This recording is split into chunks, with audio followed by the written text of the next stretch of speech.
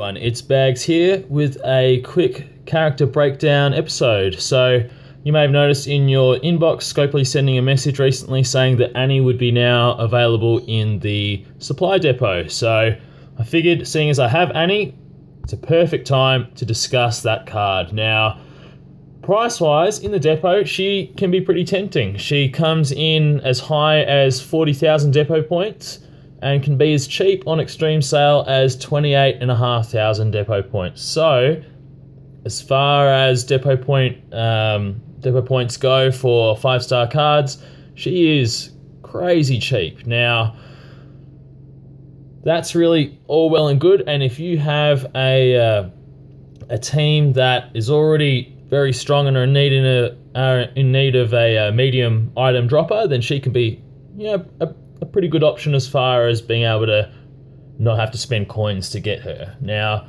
we'll get into her stats now. She comes with, now you can see mine, she isn't quite maxed out. She's got a few more levels to go, but her health is in the upper range as far as 5-star goes, and her defense is actually relatively high as well. Her attack is, neither here nor there. Now, what she brings to the party as a leader skill is that all fast teammates get 24 crit and a medium bonus to item drop chances. And she also, as her rush, adds 35 defense and 30% attack for 5 turns. So, looking at her, she isn't really a threat, right? So when you're trying to build a strong team, what you're really trying to do is just provide hard decisions for your opponent, okay? Now, Annie, her rush, her buffs, they're really not that big. That 30% attack, you can get that from Molly with her heal, which is really quite fast. Much faster than Annie's.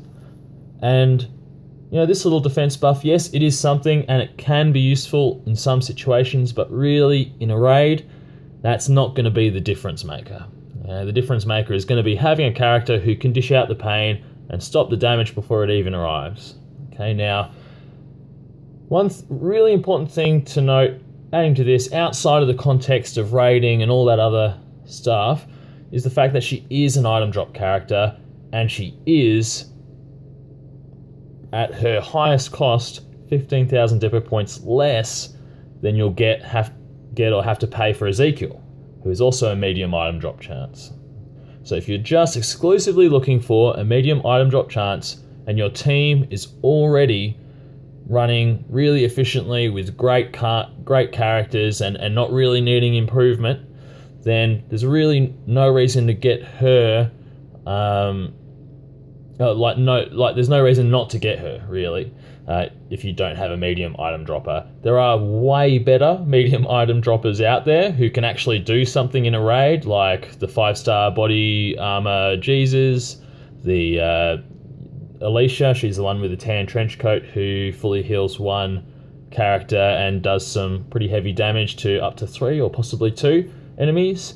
We also have, there's Ezekiel, who I'd say is about the same sort of power level as Annie, but you also have the 5-star yellow Rick, who is probably middle of the range. He can do some damage, has got a nice debuff.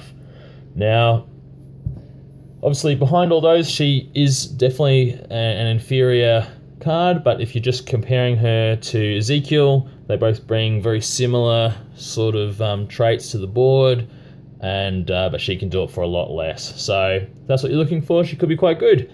One other thing to note is she has a nice little crit bonus. Now, that's going to be a lot more than you're going to get with a Siddiq or Denise if you're still using those characters.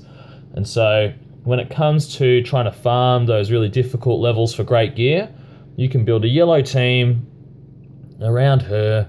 They'll all get a great crit chance. You can equip them with your ice picks or your kukris to increase that crit.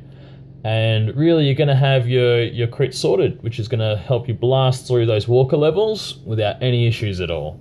So she's really quite good. And because she is yellow, in that regard, if you have a stronger team that you build around her for the human stages, she's going to give you that medium item drop chance, which is going to massively reduce the chance of you getting nothing for doing that level, and really significantly increase the chance of getting also some depot points, or sometimes even a walkie-talkie, or a flak jacket, or a beanie, or a school bag.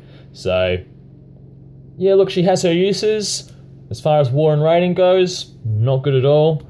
As far as increasing your gear coming in, and for the cost, not bad. So really, if your team's already at maximum strength or at high strength, look at it. If your team isn't, then I would say keep saving your depot points for that red governor, or for that glorious blue Andrea.